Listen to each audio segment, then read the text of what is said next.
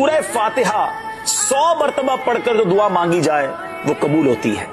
सूरह बकरा की तिलावत से शैतान घर से भाग जाता है। आयतल कुर्सी पढ़ने से मोहताजी दूर होती है। सूरह कहफ को हमेशा पढ़ने वाला दज्जाल के फितरों से महफूज रहेगा।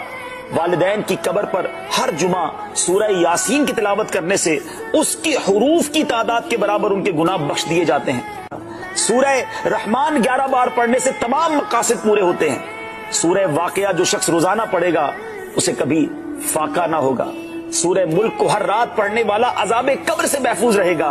सूरह मुज़्ज़म्मिल को 11 बार पढ़ने से हर मुश्किल आसान हो जाती है।